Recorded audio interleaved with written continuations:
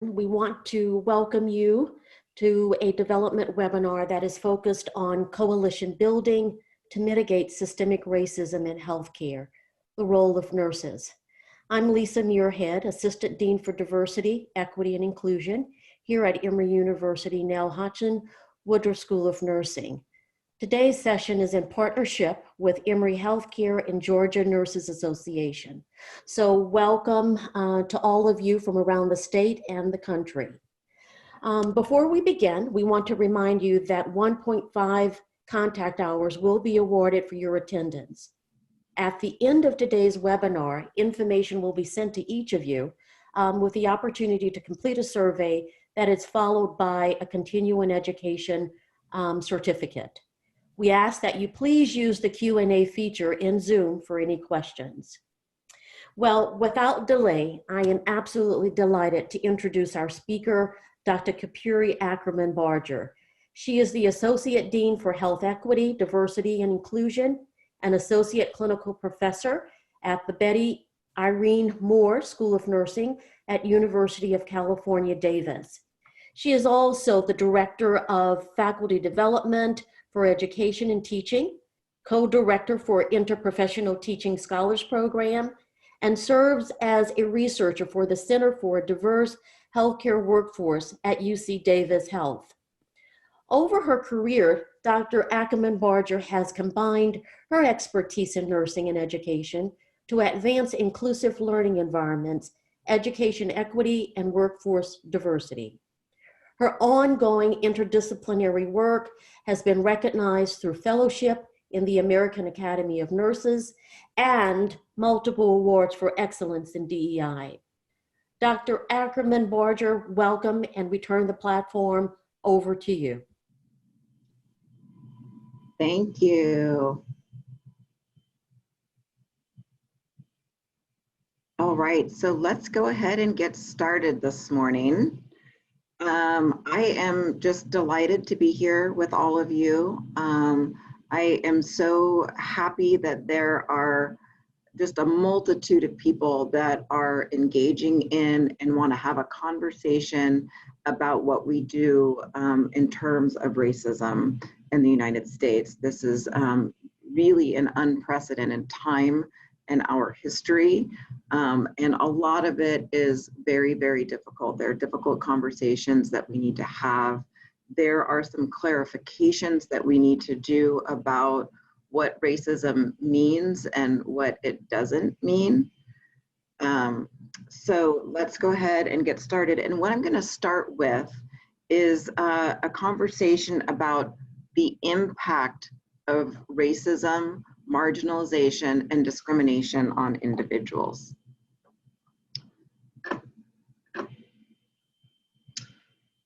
So here's the thing, is that sometimes we think, and when I say we, I'm just using a very generalized we, that the experiences of racism are an inconvenience or that they're blown out of proportion or some of these things. And what I want to do is really talk about how marginalization, discrimination, and when I'm using those words to make sure that as we're talking about race specifically, that we're not excluding really important groups that also experience discrimination and marginalization. This may be members of the LGBT community. These may be people who have some sort of diverse ability. You name it, whether it's gender, socioeconomic, class, all of those things can be sources of marginalization. Talking about race does not mean that those things aren't important. Talking about race does not mean that those things aren't really intrinsically intertwined with each other. But just for the conversation, we're going to talk specifically about race. So there is an impact on mental health, which I think could be somewhat intuitive. There has been several studies, books out that show that there's a relationship between experiences of racism and depression and anxiety. Daryl Wing Su has written multiple books about it. He is a scholar on microaggressions. He's also a psychologist who is very committed to diversity, equity, and inclusion. There's a book by Michael Compton and Ruth Shim called The Social Determinants of Mental Health. And they have a chapter that talks about discrimination as a social determinant of health and how that impacts mental health outcomes. The other thing is the physical health problems that are associated with experiences of racism. And we can call this allostatic load. That's sort of a big word, but an important word. If you want to learn more about allostatic load, I would recommend looking up Geronimus. She has an initial article that came out in 2006 and several articles since then that talk about what allostatic load is. Allostatic load, in basically layperson's term, refers to the weathering, the wear and tear of the body over time as a result of stress. And we see in multiple studies that there are groups of people that are displaying those signs and symptoms, particularly people of color, particularly Black women. How do we measure allostatic load? There are two important biomarkers for allostatic load. One is hypertension, and the other one is the presence of stress hormones in the bloodstream. So what does this mean? When we talk about stress, we know that stress plays a really important part in our daily lives. It keeps us safe. It makes us motivated to move out of the street when there's a truck barreling down on us. Stress helps us be motivated in the morning when the alarm clock goes off to get up and go to work. But here's the thing, I mean, the alarm clock goes off. You feel a little bit of stress. You should be able to turn that alarm clock off, get into the shower maybe, start to relax into your routine and move back into homeostasis. The problem is when that alarm clock never goes off, or it goes off, but not for enough time for our body to restore and repair and move back into homeostasis. And so then we start seeing some of these clinical signs. So think about what your body does under the stress response. Like what is physically happening at the systems level under the stress response. So just imagine that you're under threat for some reason, whatever it is that scares you or stresses you out. Maybe it's somebody's unleashed dog coming after you. Maybe you're in the woods and you hear a bear roar and your body becomes scared and frightened and you're under stress. So at the level of the cardiovascular system, there are things that are going to happen. Your heart is going to beat faster. You're going to experience tachycardia. You're going to have increased cardiac output as the heart beats stronger, faster, and you have increased conductivity, okay? At the level of the liver and the pancreas, your body is going to make available sugar in your bloodstream so that you have the energy to do what you need to do, whether it's fighting, whether it's running, whether it's freezing, whatever your response is going to be, is going to take energy. Let's think about the metabolic system and your digestive system. Those are not considered important under the stress response. So energy is basically shut down there to preserve energy for those vital organs that are required to do the fight or freeze scenarios. Your immune system, same thing. We're not going to be working on healing and repairing our body when we're under threat or stress. The reproductive system, that is also something that is probably not essential in this moment and can take a back seat. So all of that is fine in a momentary experience. But when that is your daily experience, when that is happening over and over and over again, these things can accumulate over time. So at the level of the cardiac system, what does that look like over time? It can look like hypertension. Hypertension can lead to cardiomyopathy. You become more susceptible to cardiovascular disease. At the level of the liver and the pancreas, there's a name for it when there is sugar in your blood all of the time, and that's called diabetes. when your metabolic system is impacted and not getting the energy that it needs to work efficiently, that can look like obesity. When your immune system is taking a backseat and is not activated as much as it should or could be, that can look like chronic illness. That can look like autoimmune disorders. When we're asking about why are the maternal outcomes for Black women so poor, it could be because when you're constantly under the stress response, the reproductive system is not the priority for the body, right? And so I'm not saying that that is the sole reason for the outcomes. This is a very complicated and intricate sort of thing that is happening for Black women, but that may be a contributing factor.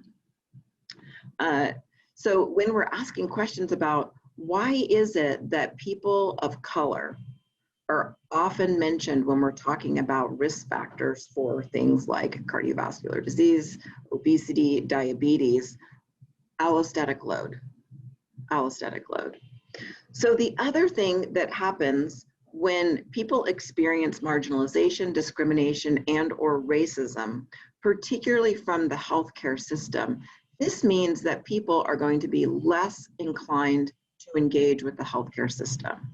If you know, or you're even worried that your provider is going to judge you based on some aspect of your identity, blame you perhaps for your circumstances, lecture you about what you should be doing that is not available to you. For example, a lot of times healthcare providers will lecture people who are living with obesity, why don't you just eat better? And why don't you just exercise more? Well, yeah, that's great and wonderful when you're a physician or somebody that works in healthcare and you can afford to go to the farmer's market and you might have a nice green belt to walk on behind your house, but that's not the experiences of many of the folks that we're seeing.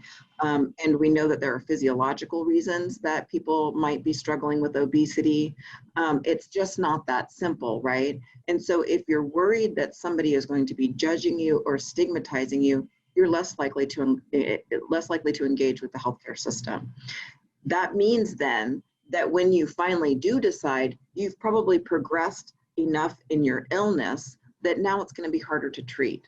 And that means that our outcomes are become negative in healthcare.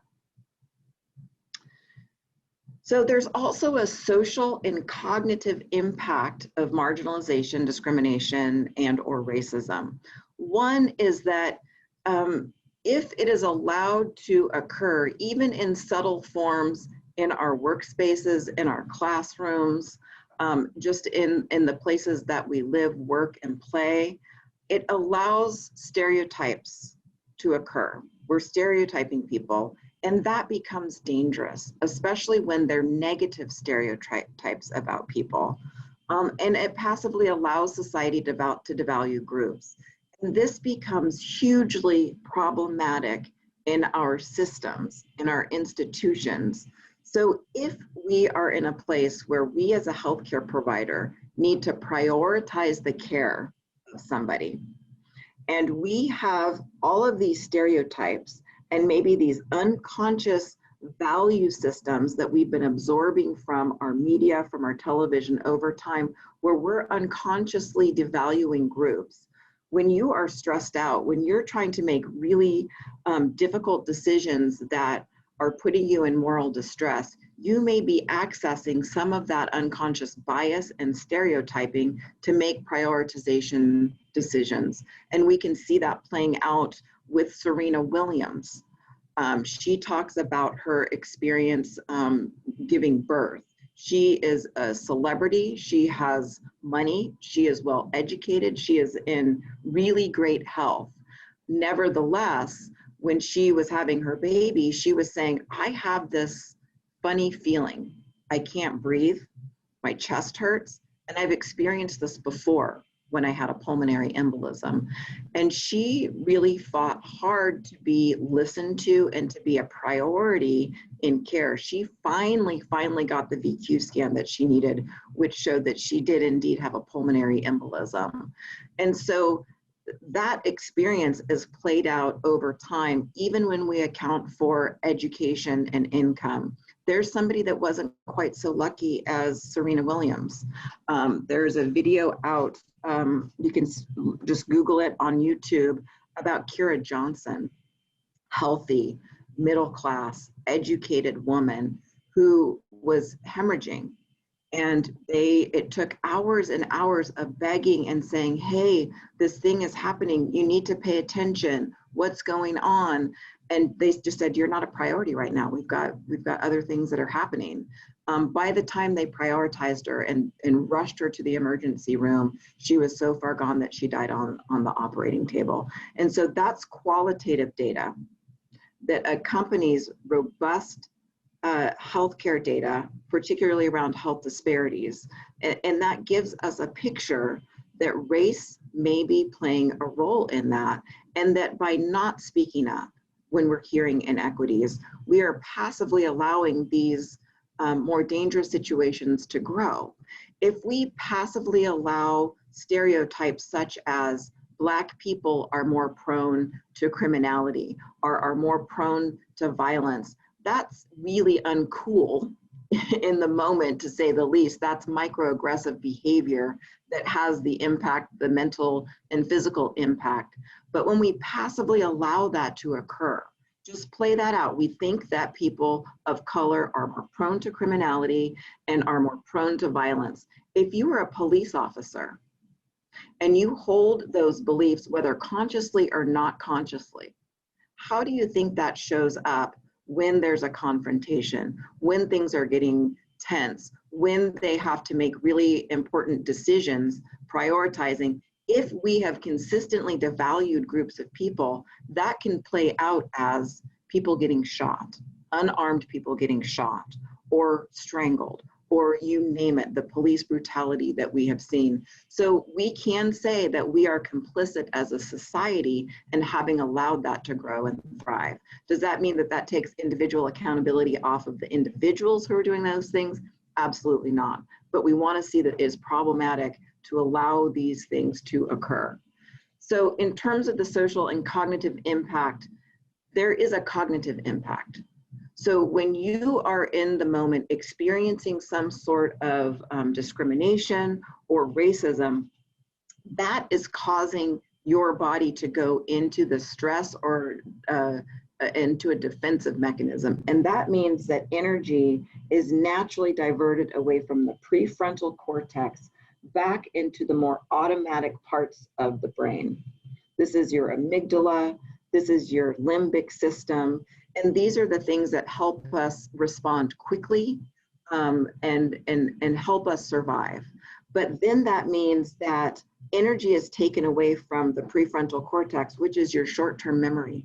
It's your ability to process information. It is your ability to self-regulate. And sometimes we're asking, why are people struggling with obesity and smoking and addiction to their phone?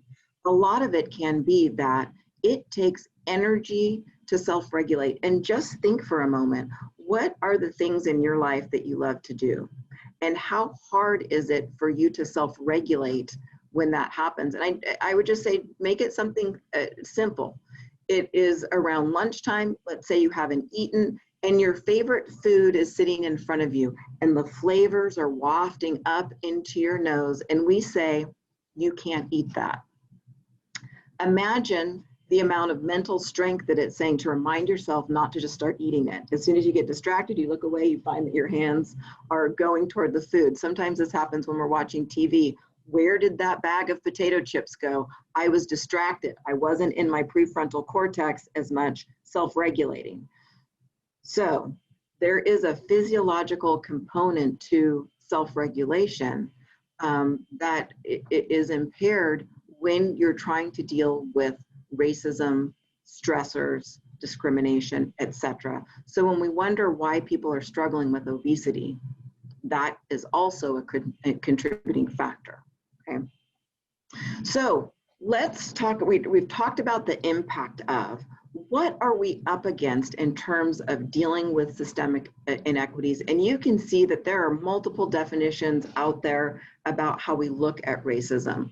What I would like to do is argue that there are many aspects of racism that contribute to what could be called systemic inequities. Again, that's acknowledging the other groups that experience inequities and discrimination, and also systemic racism.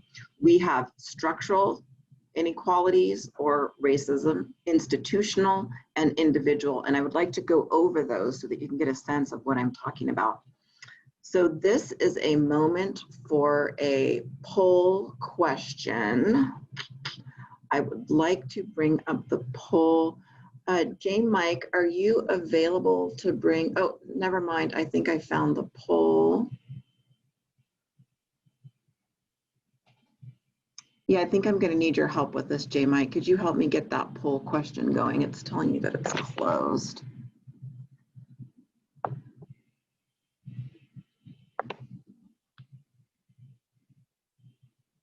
Yay, okay.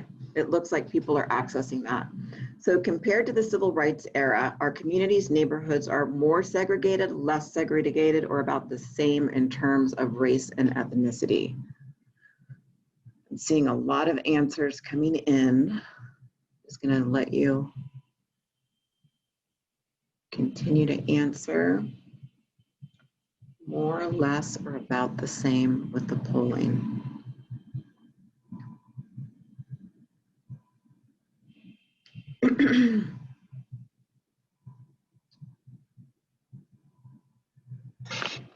All right.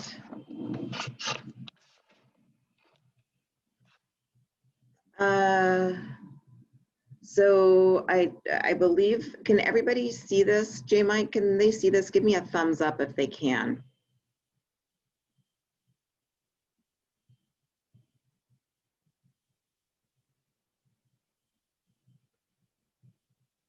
Okay. So what we've got with the polling is 28% said more, 29% said less, and about 43% said about the same. And the answer is, it is about the same in terms of, I'm gonna go ahead and share those results so that you can see them. So the correct answer is it's really about the same. The interesting thing that I'm seeing, having done this poll a few times before, is that more people are saying more than ever before. Usually I would have a lot of people saying less and just a few people saying more segregated.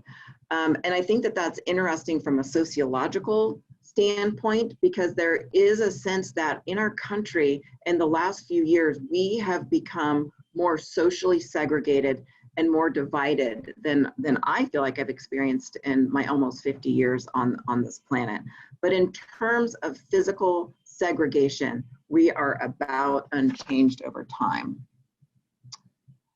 All right, so I'm going to get out of the screen and I want to share with you some images. So this is an image of the Washington, D.C. area and the Chicago area.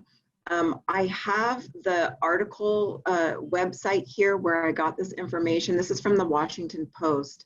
And there are multiple images of cities across the country that are showing the same thing. So if you look at the legend down here, you'll see that they color coded the different races and ethnicities. Now, if we were really a melting pot, if we were really not segregated, you should just see brown. You should not see swaths of color across the pictures. But when you look at Washington, D.C., you can see where the Black neighborhoods are. You can see where the white neighborhoods are. You can see where the Hispanic neighborhoods are, etc. This is very much true in Chicago as well. And you can see this being true across the country. What this is telling us is that we are actually physically separated from each other. And that makes it hard for us to learn more about each other. That makes it harder to mitigate biases that we might have about each other.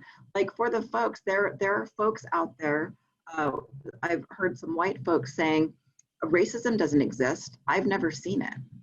And it's probably true that they never have seen it because we live in such segregated neighborhoods. How could you possibly have seen it?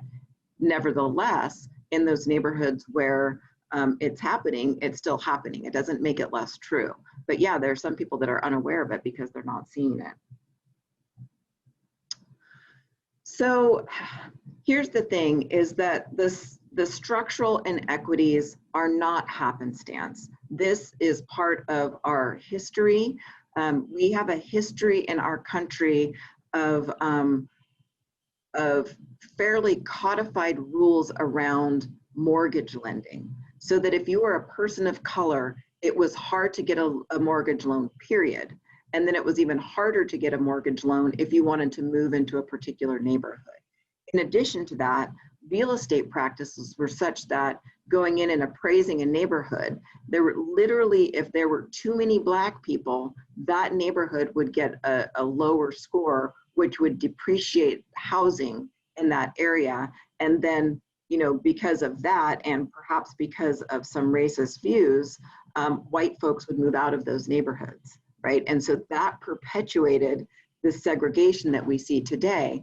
And why do we care about what happened in history? Because it's playing out today. We're still living those structures of, and people are still living the legacy of. And I'll just give you an example. My father is a Black man from the South. It was really hard for a Black man in the 40s, 50s, 60s, 70s to get a mortgage loan. And that means that if he's not able to get a mortgage loan and buy a house, we know that one of the primary ways that people accumulate wealth over a lifetime and through generations is through home ownership. So this means that folks that couldn't get a mortgage loan historically are still living the legacy of not having been able to accumulate that wealth. And so we look at, why are there these differences in poverty levels across groups? That's part of a very complicated picture. People say that, well, nobody today was a slave and nobody today was a slave owner. What does this have to do with me? I didn't contribute to where we are. And you know, that I can see that viewpoint. I mean, I feel like in some ways it's not my fault that we have the structure that we do. And that, yeah, you can say that, but it's a somewhat specious argument because our reality is what our reality is. We've inherited this reality and this legacy. No matter who is at fault for it, it is the reality that we live in. And so we make a decision every day. Do we want to perpetuate this reality by saying, well, it's not my fault, I'm not doing anything? Or do we want to change it so that it's different for future generations? I mean, in some ways, we can blame our ancestors for how it is and for not changing it, but we will be becoming ancestors. And how would you like your legacy to be remembered? Were you part of the solution, or were you part of maintaining the problem in the form of the status quo? The other thing that becomes really difficult is, how can we know the needs of our patients if we're not authentically engaging with people that are different from ourselves? I mean, we've talked about this thing called cultural competency, and we can argue, you know, the use of that word, but when it first came out, that meant that we had the ability to care for people across social and identity groups, right? How can we do that when we're not authentically engaging with other people? I'm going to tell you that you cannot pick up a book about cultural competency and go to the chapter on African American or Mexicans or Asians and learn authentically about the lived experience of a group of people. The way that you do that is you interact with people. Either that, or you are consuming the literature and the movies and hearing the music of folks so that you can have a better understanding. I've talked about race and ethnicity, but there are other communities that we tend to not have a good understanding of. What is the lived experience of people who are homeless? When is the last time you talked with somebody in a really authentic, compassionate way about their circumstances and how they got to the places that they got today. When is the last time you had a really authentic conversation with somebody who has or does engage in sex work? We have a lot of judgment around that. What do you know about the priorities of folks that, that engage in sex work? Do you know why they do it? Do you know what the threats are to their health? What do they fear? What do they want? What are some of the laws that make it difficult for them to get out of their circumstances? For example, if you're a sex worker and you get arrested, you now have a rap sheet. And so who is going to want to hire somebody who has a rap sheet for prostitution or sex work is probably a better term. That sets you up now for not ever being able to get out of your circumstances. And oftentimes we don't understand that about groups of people because we haven't had those conversations with people that we need to have conversations with. An example of institutional inequity. So one of the things that probably the majority of us have done at some point or another is taken the Scholastic Aptitude test. And this is used still systematically, institutionally, to see if students have the ability to succeed in school. But where did the SAT come from? Do you know who created this multi-billion-dollar industry? The name of the person was Carl Brigham. I have an image here of a book that he wrote in 1923. And in the book, he was pretty clear about what his goals and intentions were. He was a known and proud eugenicist who was out to prove with scientific methods that white people were smarter than people from other groups. And so here is an excerpt from his book. He says, "The Army mental tests had proven beyond any scientific doubt that, like the American Negroes, the Italians and Jews were genetically ineducable. It would be a waste of good money even to attempt to try to give these born morons and imbeciles a good Anglo-Saxon education, let alone admit them into our fine medical, law, and engineering graduate schools." So this is what he wrote in 1923. It seems fairly clear what he's out to do. If you read the book, it's very vitriolic. He goes into talking about trying to stratify in Europe. You know, the farther north you are, the smarter you are, and the farther south you go, the dumber you get, according to Carl Brigham. So incidentally, 3 years after publishing that book, he put out a standardized exam that has had interestingly similar outcomes to what he said he wanted to do.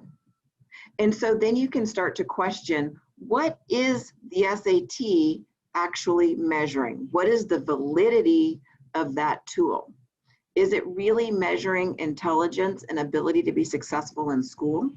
Or is it measuring something else, like access to knowledge of the secret sauce of how to take an SAT or a standardized exam? And you know that there are companies out there that are selling the secret sauce for passing our nursing boards. You know, we've got ATI, we've got Kaplan. There are people that are selling that secret sauce. And if you have more money, you're likely to be able to pay for those things. If you don't, you're less likely to be able to pay for those things. So there comes in the class and ability to pay. And who are the groups of people that generally have less money, that tend to be in the low income or poverty levels, right? So we're seeing these outcomes. And how do we know that this is not measuring a phenomenon called stereotype threat? Hundreds and hundreds of studies are out there about stereotype threat and the anxiety that an individual experiences getting in front of an exam that they know historically has shown that, you know, people of color and women have a harder time on this exam. So you're in a moment where you could validate a negative stereotype about your group. And so we talked about, where does all of that cognitive energy goes? It goes back into the limbic system, it goes back into worry, defensiveness, and out of the prefrontal cortex. So how do we know that this test is actually measuring what we think that it's measuring, especially when the creator of this tool made clear what his intentions were, and yet we still use this in our institutions. So that's an example of an institutional inequity. So how do we start to overcome this sort of a thing? We need representative and informed leadership. So these are folks that are able to weigh in on our policies and practices, right? We need more leaders that represent more communities helping us make policy and practices. We need folks from many different groups serving as researchers and deciding what is scholarship and what is researched and who is researched.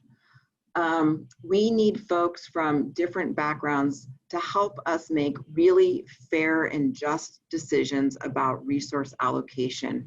Where is the money going? Where should it be going? And how can it help the most amount of people?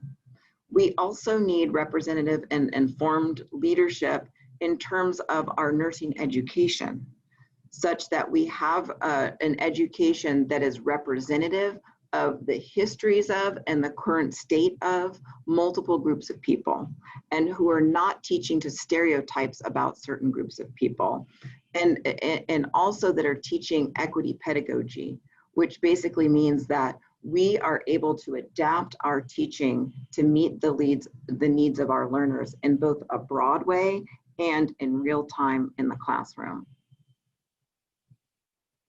So we've talked about structural inequities, we've talked about institutional inequities, and we're going to talk a little bit more about individual inequities.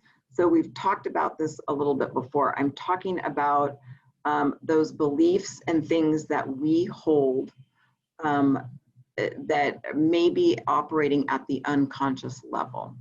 And so we've talked about the slow brain, the prefrontal cortex, and the fast brain, the limbic system and the amygdala. We tend to think that we are in the slow brain, the reasonable, rational, logical part of our brain far more often than we actually are. We can easily go into those unconscious processes without even realizing it. And so when this happens is when you're stressed out, when you're experiencing moral distress. And I ask anybody in the hospital, have you ever been trying to multitask and prioritize? Have you ever been overwhelmed? Have you ever been dog tired? That's when those unconscious biases are likely to come to the forefront. I kind of think of it a little bit like doing sit-ups. You know, when you're doing sit-ups, and for me, I'm doing really good. I get to maybe sit up 6 or so, and my ab muscles start to get tired, but I keep doing it. And after a while, you know, when you're getting around 12, 13, your back muscles have come in without you even making a decision. Your back muscles are now what you're using to do a sit-up, and you still think that you're doing a sit-up. You still think that you're getting an ab workout, but you're really not. And so this is sort of what's happening in the brain, is that you think that you are making rational decisions, but you're actually accessing some of those unconscious biases. And here's the thing, a lot of times around unconscious bias, we think that if you have bias, you're a bad person. And if you don't have bias, you're a good person. We also have values that can be in conflict with some of these unconscious biases, and that causes pain, and that causes us to reject the notion that we could hold those views within us. And here's what I'm going to say is that we are far more complicated than a binary of being good or bad. We are both. We change sometimes from one room to another, from one mood to another, from one level of energy to another. We are complicated beings, so you can have values of justness, of fairness, and you can be operating on that level a lot of the time. And if you are a human being, there are times when you probably need to do better. And those are times when you need to stop and think about what it is that you're doing and notice those situations. So What do we do to interrupt our unconscious bias? First, we need to develop the ability to self-reflect and self-critique. This takes a certain amount of humility to be willing to be open to the fact that you make mistakes sometimes. The next thing is the notion of being an ally, and this is recognizing the ways that we might be experiencing some sort of privilege or advantage. Having privilege or advantage, again, this is not like it's your fault or that it makes you a good or a bad person. We all have things that have advantaged us and disadvantaged us. Can we leverage those things that advantaged us to ensure that people who are not experiencing those same advantages are seen and heard, and that efforts are made toward equality? And then being anti-racist, this is definitely a trigger term for a lot of people. It seems like, you know, if I'm anti-racist, I have to admit that I have racism in me and I don't have a racist bone in my body. So what's the point in having this conversation? Anti-racism is really about understanding that our institutions and our structures have been producing the same outcomes over and over throughout history. You look at healthcare, you look at education, you look at the legal system, jobs, all of these things, we're seeing the same outcomes happening over and over and over. And there is some argument that our systems are not broken. They are doing exactly what they were designed to do back in the day when we were more overtly owning being racist. But there hasn't been significant changes in our institutions, so they are still producing these outcomes. And so anti-racism means that you acknowledge that we need to transform and to change on the individual, institutional, and structural level if we want our outcomes to be different. We also need to get feedback and data. And so feedback is sometimes hard when somebody is saying to you, hey, you might want to think about what you just said or what you just did or that thought process. And sometimes we don't get the feedback in a way that we would like it, nicely packaged, preserving our dignity, all of these things, right? That's a big ask for somebody to do it in a way that you can hear it. If somebody does, that is a huge gift that somebody had the courage to give you feedback.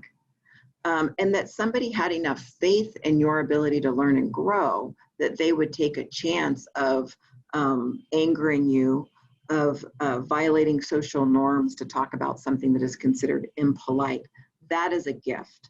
And even if somebody is not giving it to you in a way that you would have liked to have had it, if you're getting that feedback, take a look at that. That goes back to self-reflection and self-critique. Is there some element of this that I can use to do better, to meet the needs of my students and my patients? And I'm just going to give you the analogy about dental floss and unconscious bias. So flossing is something that we should be doing every day. It's part of a good hygiene practice. And it's not necessarily the thing that you wake up in the morning and you look forward to flossing your teeth, but there you go, you're in there, you're flossing your teeth, and you're digging in there, and you might find something in there that you really didn't want to see. It's kind of yucky, you didn't need to revisit it, you're just not in the mood for it right now. But you take it, you get rid of it, you brush your teeth after, move on. Like unconscious bias, it's something that we should be doing daily. We will often find things in there that we wish we hadn't seen. But the solution to that is not to ignore it and bury it and leave it there. You need to try to bring that out to the light of day so that you can work on that and be able to move beyond that. The other thing is that if somebody tells you that there's something yucky in your teeth, you don't say, no, I don't. How dare you be so sensitive? How dare you give me feedback in a way that I didn't want to get the feedback? And you don't say, it's not part of my value system to have things in my teeth. I couldn't possibly. No, you think the individual, and you might go into the mirror and take a look and get that yucky thing out of your teeth. And hopefully you will say thank you to the person who gave you that feedback, right? And I suspect probably most people on this webinar have been in the position of telling somebody that there's something in their teeth. That's hard. That's a hard, you might hurt somebody, right? That it seems kind of impolite, and sometimes you just let it go. Ugh, not helpful, and that person is usually upset. And so it's going to be even harder to give people feedback about biases and thought processes that they might have. I really encourage you that if you're going to give the feedback, try to do it in a way that the person can hear it so that they can learn and grow. The other thing is understanding that it can be deeply rewarding to learn about groups of people that are different from you. In fact, it has the potential to, I'm pointing to my head, I don't know where the reward system is in the head, but it is rewarding, and it can stimulate the rewards area of the brain to learn about other people and to connect with other people. This is why we enjoy television shows and movies and reading books. This is why there are people that sometimes, on the public transit system want to bring up a conversation with you and talk with you because they want to learn about other people. So that can be something that feels really. And the other thing, we talked about this before, the notion of experiential reality. So this is you experiencing the real lives of people that are different from you. And this can mean, like we talked about earlier, having authentic interactions with folks that are different from you, and really think about who are groups of people that you don't know much about. An example might be, if you are of a Christian faith, when is the last time you have been in a mosque and humbly went in to see what it is that people of the Islamic faith practice? Do you know what some of the rituals are? And if you don't, how can you speak to what a group of people may need, want, and believe? When is the last time you've had a conversation with somebody from a racial or ethnic group that was very different from you? And I'm not talking about patient interactions, I'm talking about a real conversation. If you are cisgendered, when is the last time you've had a conversation with somebody who is transgender? So here's the thing, is sometimes it's hard. You don't want to necessarily go up to the next person who is trans and be like, hey, I want to be more educated. Why don't you tell me what it's like to be trans? Or I'm white and I want to learn more about what it is like to be Black. Why don't you teach me? That's not okay. People are not obligated to teach you about what it's like to be them. It needs to be a give and take sort of a relationship. If you don't have access to folks, another way to learn about groups of people is read the literature that people are writing. Watch the movies, listen to the music, read the poetry, look at the artwork that people are doing, and you become closer to an experiential reality. And with that, well, let me just give you an example and then we'll go into the exercise. A book that I recommend is a book by Janet Mock. She is a trans woman. She is also a mixed race woman who has been hugely, and I mean hugely, generous with sharing what her life has been like. And, I would say that my mind was absolutely blown after reading her book. That gave me an experiential reality. So what I would like for you to do is to use the question and answer, or actually, I would like for you to use the chat box. J. Mike, if you go ahead and open up the chat box, and if you would just identify a movie, a book, a play, etc., that gave you insight about a group you didn't know much about. And in case others might be interested in that resource, say who you learned more about. So go ahead and get into the chat room. Bring up the chat box myself so I can see what people are saying.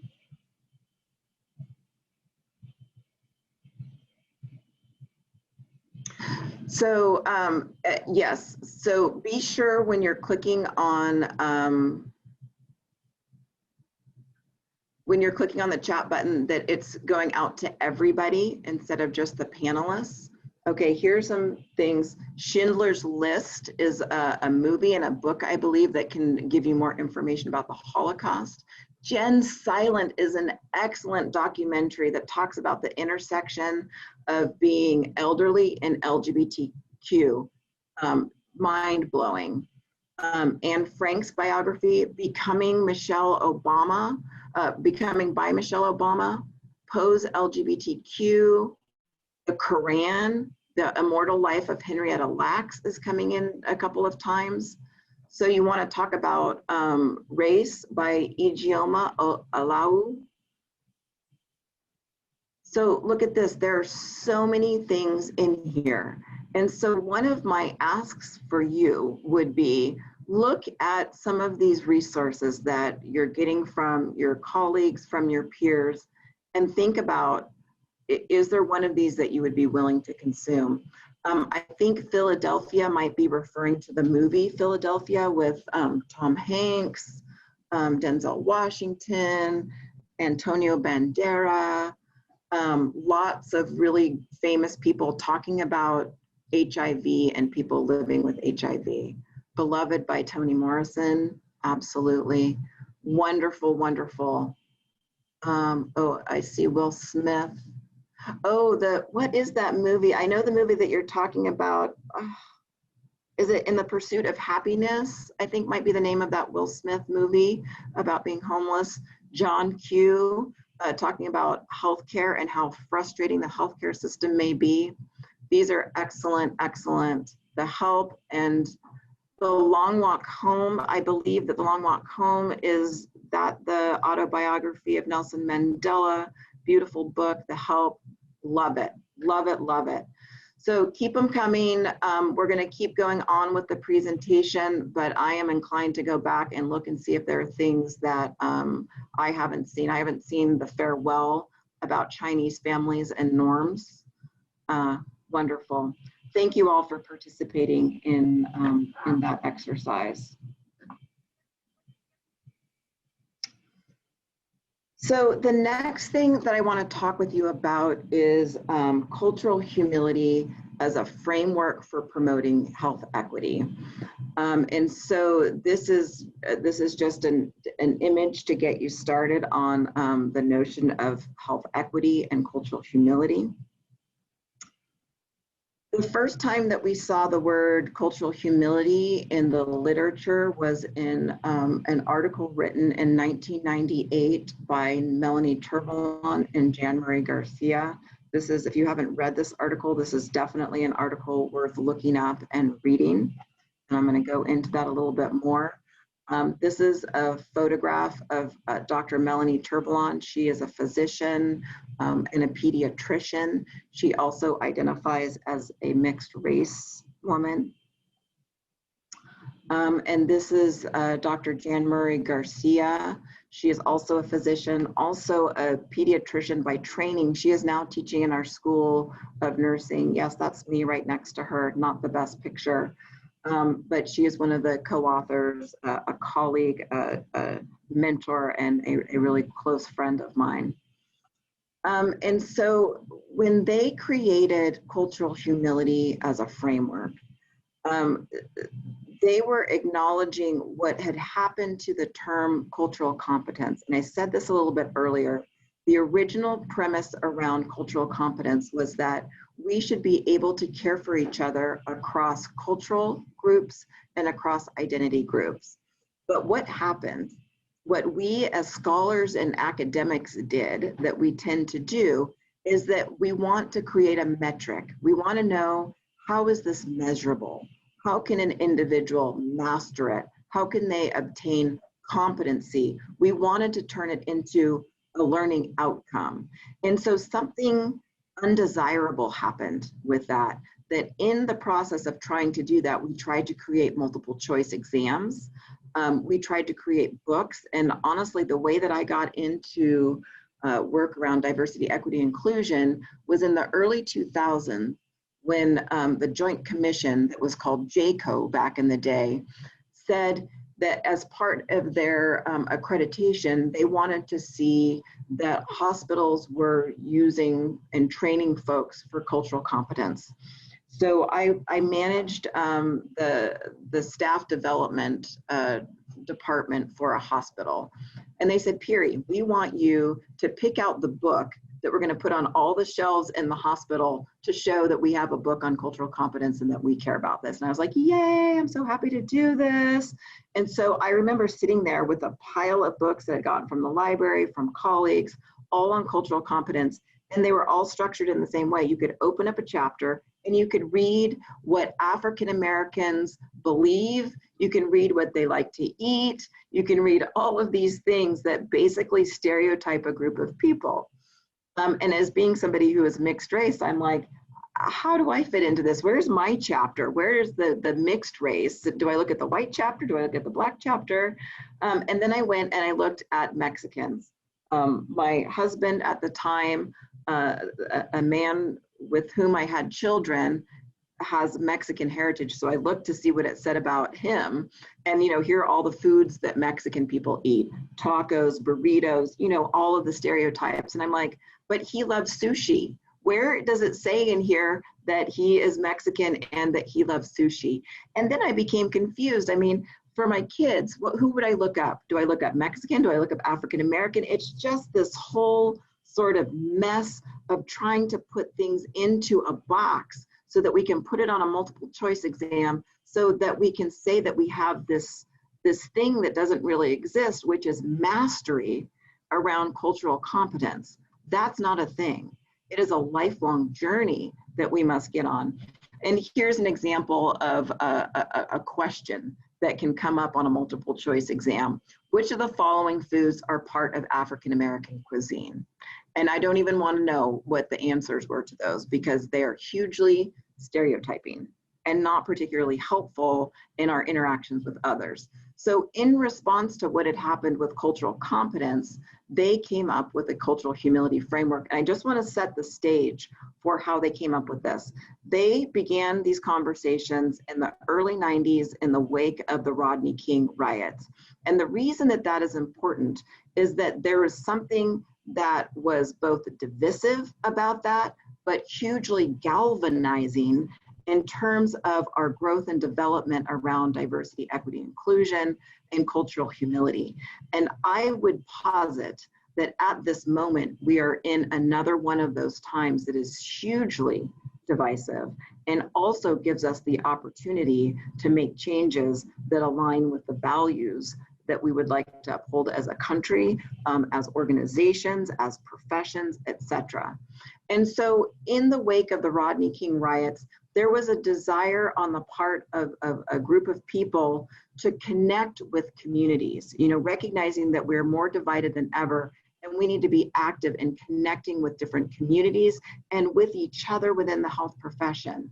And so Oakland Children's Hospital convened an interprofessional and represented group of individuals who created a multicultural curriculum program. So what the things that they came up with were that they wanted to appreciate the great strengths of groups of people.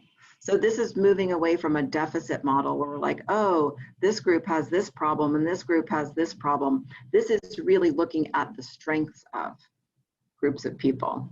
Judgment-free history taking, again, an authentic conversation where we're not putting people into boxes and that we have the context for the information that we're getting. And usually the context comes from, guess who? The patient.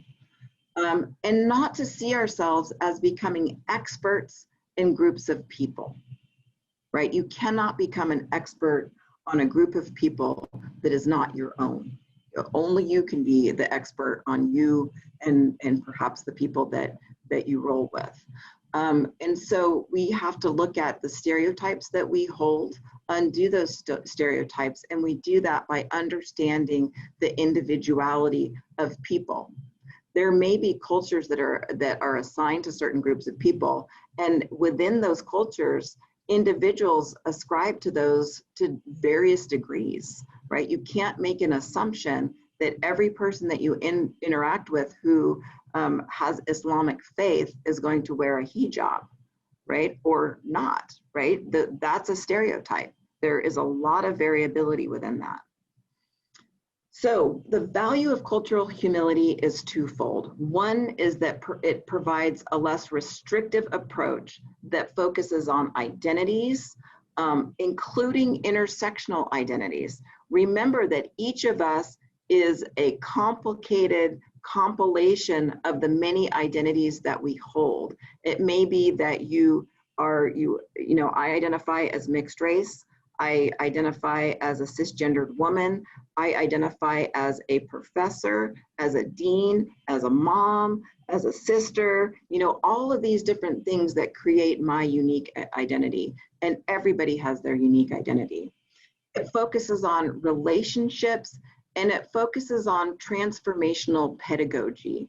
And really what that means is that any given moment is an opportunity for learning. No matter what the situation is, or no matter who the groups of people are, you are open at any moment to learning something. Cultural humility describes a way of being that involves, like we said, self-reflection, huge, self-critique, and this notion that this is going to be a lifelong process. You will never be there. And you can look at that like, oh, brother, I'm never going to be there. Or you can look at it like, I am going to spend the rest of my life learning about how interesting people are who are different from me. So the image is copyrighted by me, but this is the framework that was developed by Drs. Turbalon and Marie Garcia. And they actually have a book coming up in Elsevier 2021. They're supposed to be finishing in October, which is, I think, tomorrow. So the tenets are lifelong learning, redressing power imbalances, having non-paternalistic community partnerships, and stewardizing organization level development and progress. And I'd like to go over each of those with you.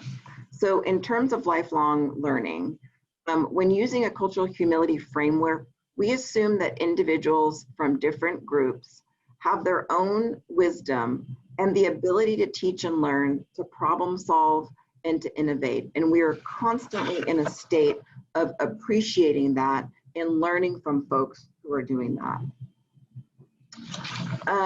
Redressing power imbalances. So this means that you understand your position and you right-size that position to the individual, the situation, or the group, etc. Understanding your positionality within a myriad of hierarchies, within nursing, within the institution, interprofessionally, societally, and realizing that intersectionalities mean that just because you share one dimension of identity with somebody, maybe you share gender or membership in the nursing profession, that doesn't mean that your experience is the same. And also understanding that you can walk from one room to the next and have power in one room and not have as much power in the next room, that those are always changing based on the groups of people that you're with.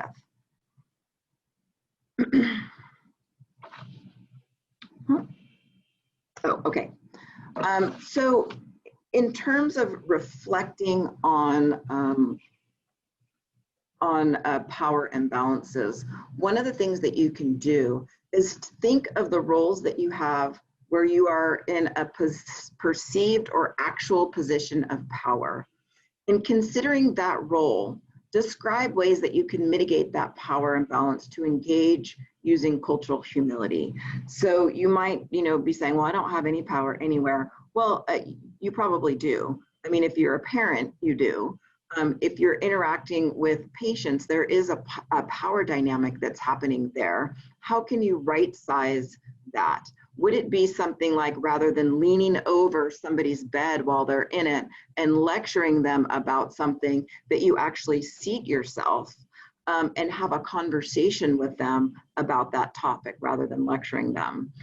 Imagine that with students. How can you right-size your position as a faculty member so that you're open to learning from students and that you see that as a back and forth sort of interaction that's happening where multiple people can be learning and growing in that experience. So how would that look? What would your tone look like? How would you create your classes and things so that you have that right-sized power dynamic? The other thing is about non-paternalistic community partnerships. And so this means that we honor the expertise of individuals and communities. And so the kind of one-way flow of expertise from, say, a medical center or university is not adequate. When we go out and say, hey, we realize that you have this problem and this problem, and we're going to do this to fix it for you, that becomes paternalistic. So the notion that we're always the benefactors, the saviors, or the helpers for institutions or for groups of people or for even individuals, that is very paternalistic. So we have to put structures and actions into place that lead to bidirectional learning, and that can be academically and institutionally. That we work with communities so that there's community service learning, but that the community is compensated for that and recognized for what they're doing. A lot of times we're asking communities to volunteer their time, and that ends up being a diversity or a minority tax that happens, that, you know, we want you to give us a deal, we want you to give this thing away for free without really compensating folks for the expertise that they have. So that's an example of non-paternalistic partnerships. So what we need to do is recognize and honor the expertise that resides within communities and assume that individuals from groups different of our own, again, have the wisdom and the ability to teach and learn, to problem solve, and to innovate, and that has value. So one of the ways that you can self-reflect about this is to think about a community that you really wish that you were connecting with, but haven't done so yet. And so you're envisioning what approaching a community would look like. So using the idea of non-paternalistic, mutually beneficial partnerships, think about some ways that you might begin that conversation. What would it look like to be cultural, to have cultural humility and engage in that sort of a conversation? And so the next thing, this is the newest level to the 4 tenets of cultural humility, that yes, we should be doing this on the individual level, but all 3 of the former areas can be happening on the institutional level, that institutions need to commit to lifelong learning and growth, that we need to look from the institution about how we right-size those power imbalances, and of course that the institution is aware of how it is engaging with communities. So how do we move forward? And so using cultural humility, taking a really authentic, difficult sometimes look at who we are. Who are we in this moment? And comparing that to who we want to be, who we have the potential to be, and then talking realistically among the group. Like, I can't come in from my institution and say, you know, Emory, if you did this, this, this, and this, because I don't have insider knowledge to the politics, the nuances, the resources, the culture surrounding Emory University. That is going to be something that is very much individualized for your community. But you have to have a conversation of how do we get from point A to point B. So I'm going to bring up a slide. That is a big, complicated slide. I didn't really know how to simplify this. So I'm going to give you some time to reflect on it. As you reflect on it and read it, I don't recommend that you have to read every aspect of every one, but get a sense of each one of these categories. And I want you to think about where you are right now. Where is the School of Nursing right now in this moment? And be honest about it. And then say what it is that you hope. Ideally, where do you think the organization can go? I'm going to give you a few minutes to reflect, and we're going to have some poll questions that ask you where you think you are and where you think you can go. So go ahead and write those down so that you'll recognize them in a couple minutes.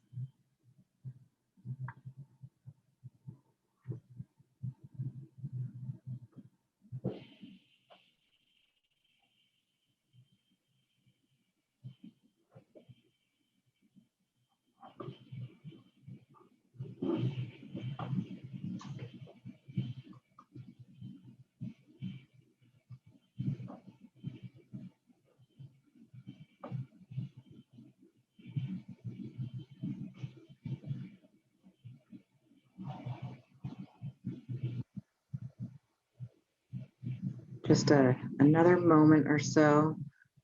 Where do you think you are? And where would you like to go?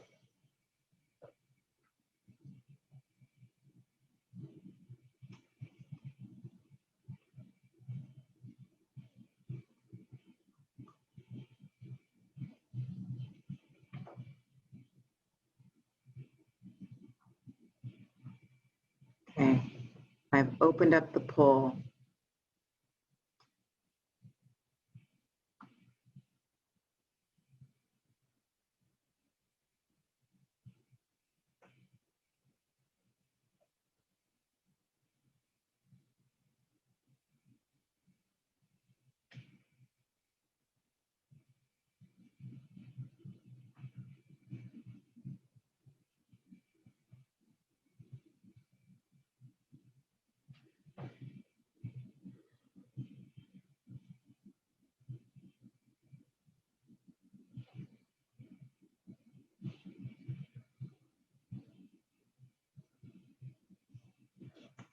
Okay, keep the answers coming. I have answers for maybe about 50%. I have a few more people weigh in. Where do you think you are right now?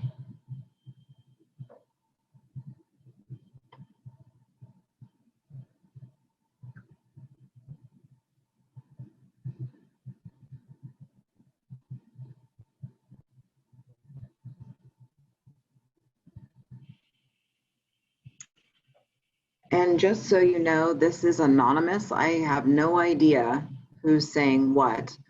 So if you're hesitating because you think that maybe we can track you down, we can't. All right, just in respect for time, I'm going to go ahead and share the results. I hope that you can see the results here. This is interesting. If you flip that over to the side and the lines are going up, that's a fairly normal bell curve. That's what we would statistically expect. And so you'll see that the majority of answers are in the realm of identity change, and that's not a bad place to be. This means that the institution, the majority of people feel like the institution is growing and understanding racism as a barrier to effective diversity, that it's starting to sponsor some anti-racism training. We're doing that in the moment right now. There is somebody who is experiencing the institution as an exclusive institution, and that is not good. If you want to be an inclusive institution, the acceptable number there should be 0. And so that would be interesting to take a look and see, why might an individual see the institution in this sort of way. There are a couple of people that feel like it's a fully inclusive, anti-racist, multicultural organization within a transformed society. Interestingly, it looks like they are having a very different experience than the folks that said that this is an exclusive, exclusionary institution or a passive or club institution. So it looks like there is some good things that are happening at the institution, and it looks like there is definitely some room for growth. Okay, so let's go to the next one, which is going to be, where would you like to see your school on the continuum? Where do you hope to go? And I see the numbers going up.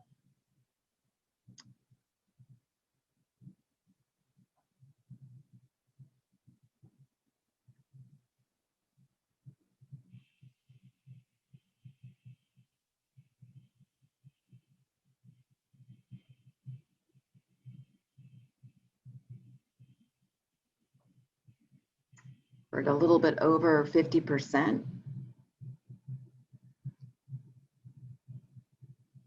Give you about 20 more seconds to answer if you haven't already.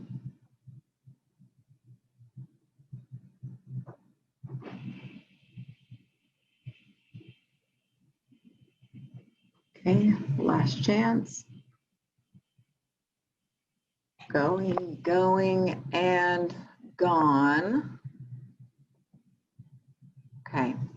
So this is what you would expect. I think that you know, nobody wants to be an exclusive organization or just be a club institution. There are some folks that view diversity inclusion like let's just do the bare minimum that we need to do to make sure that we're in an alliance with our regulatory agencies, right? So there's someone that feels that way. That it's an affirming institution, can't know why somebody picked that over one of the other ones that are farther down. But an affirming institution, that's important. We do need the value of individuals to be affirmed. 5 and 6, structural change and fully inclusive, would include that as well. And then we have a few people that are looking toward structural change and transforming an institution. And then 6, a fully inclusive, anti-racist, multicultural organization in a transformed society. I can't pause it, but I know when I first looked at this, I was like, I'm not going to pick 6 because is that even possible? That means, I mean, if we're going to be in a transformed society, that means that we're making difference outside of our institution. And so that means that we need to be sharing best practices. We need to be holding other institutions and other aspects of our society accountable for this so that we reach that place. So that's probably a harder thing for us to get to. But again, this is aspirational. It's not out of the realm of possibility that we could collectively as a society become just, fair, and mitigate, you know, from our perspective, health disparities and health equity. But we would like to see that across all of our institutions. So that is absolutely wonderful. And what you can see is that there is left-sided skewing, which is different than the normal distribution. And so that means that the perspective of folks that participated in this poll acknowledge that Emory School of Nursing is not where it could be and not where it should be. And honestly, nobody is. Nobody is. We're all working on this. There is not anything wrong necessarily with not being where you want to be unless you don't do anything about it, unless you don't work hard to change that. And that is, you know, really the work that needs to be done at this point. And I'm going to go to another slide.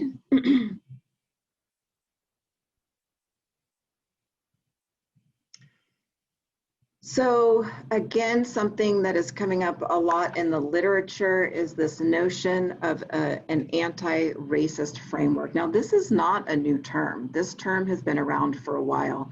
I have found in my work that as soon as I use the word racist or racism, people, oh, I don't want to talk about that. That's uncomfortable. That's not polite. And so we've been using euphemisms. I mean, in some way, as much as I value diversity, inclusion, and equity, sometimes they are euphemisms that we're using to get at this issue of racism specifically. So this, an anti-racism framework, brings out specifically the issues that we have around race in our country.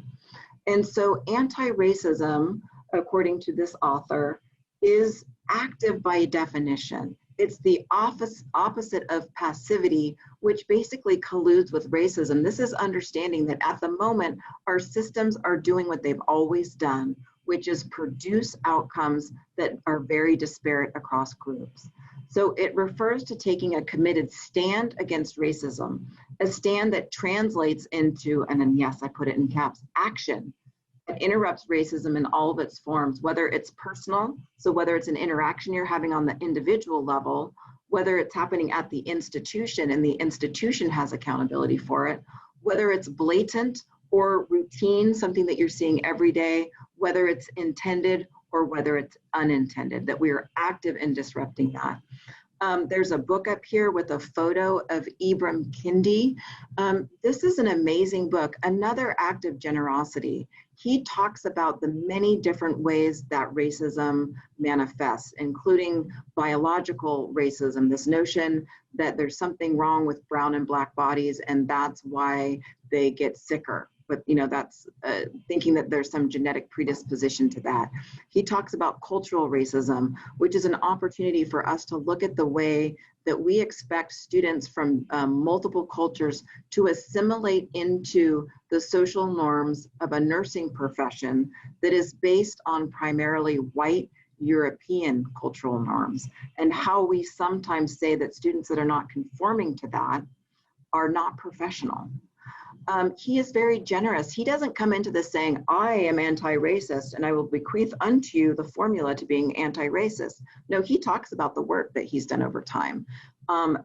Just a really interesting literary work that I recommend reading and maybe even having as a book club for the school.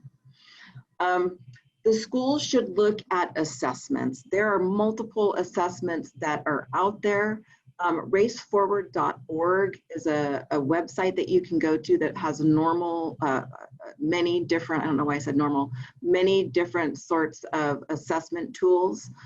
This is one that I'm looking at, the Race Reporting Guide. There's also the Racial Equity Impact Assessment Toolkit. Other kinds of assessments that you can be doing are assessments around climate. What is the perception of the community that you work with, both the patient population, the student population, staff, and faculty? How are they experiencing your institution? And with that data, one other thing that I would recommend is doing an assessment of your curriculum and looking at the places where you might be stereotyping or allowing stereotypes to exist. Are you really talking about how the students that are in your school can become equity-minded by the end of their program?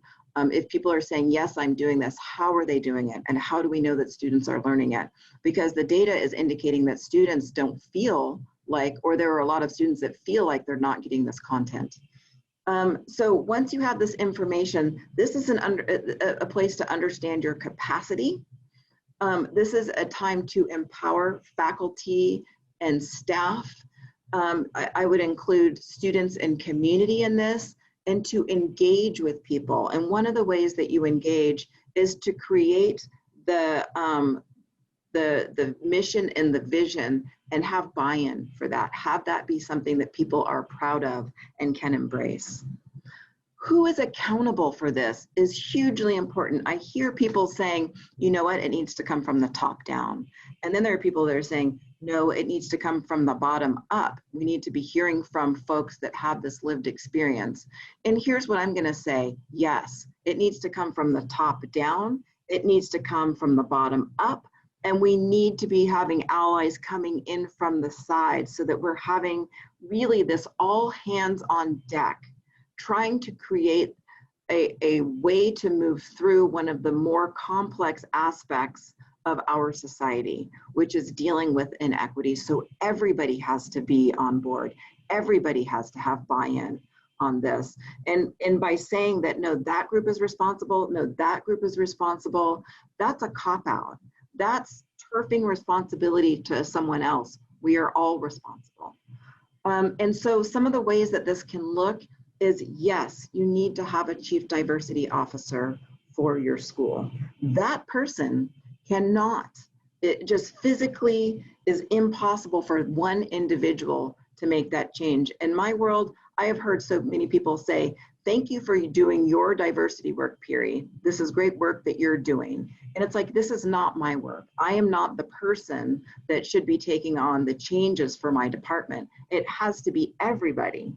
I am one of the people that helps build those coalitions and make, recommendations about strategies and doing training, but we need everybody on deck.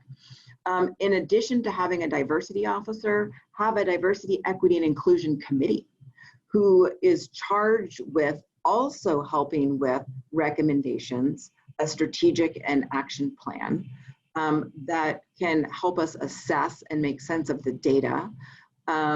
Folks that are representative of many aspects of the school. Don't forget the important role of our staff members, our community members, our students.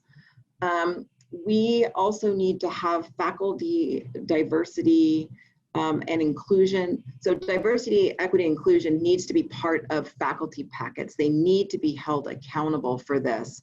And in order to have accountability, it needs to be tied to a merit and promotion. It shouldn't be optional. We're doing it out of the goodness of our heart. This is central to who we are as an organization. You might have equity advisors that are coming in from maybe the larger campus or from organizations outside of the campus that can give you an outside view of what you are doing and what you could be doing and how to get there. And again, those reporting mechanisms, so that there's a way to understand what the experiences are of multiple people around inclusion. And then that gives the opportunity for the organization to see, are there special topics that we need to focus on? Are there certain groups of people that are repeated offenders in this domain? We need to look at our role models. So we need to have faculty development, minority support programs where there are more nurses of color, there are more faculty of color, where we see white and straight people working actively towards equity for all groups. We need to have more men in nursing as well as role models. Oh, and we need to have minority faculty support groups to mitigate the diversity tax. We can't keep expecting people of color to do the work around diversity and inclusion. This, again, is all hands on deck. We need to do epistemic oppression, where the voices of people of color are put on the margins and on the fringes of what's considered scholarship. And we need to acknowledge the work that they're doing as scholarship. We need to remove those obstacles in the form of biases and doing things the way that we've always done to make sure that our faculty of color or from underrepresented groups have the same opportunity to promote and to move into leaderships. And we need to reward contributions of all of our faculty in terms of diversity, equity, inclusion. And so this is the question: what's next for Emory School of Nursing? This is the time now. This is the conversation when you talk about the strategic plan, which is the what, and the action plan, which is the how. And with that, that is the end of the presentation aspect of the webinar.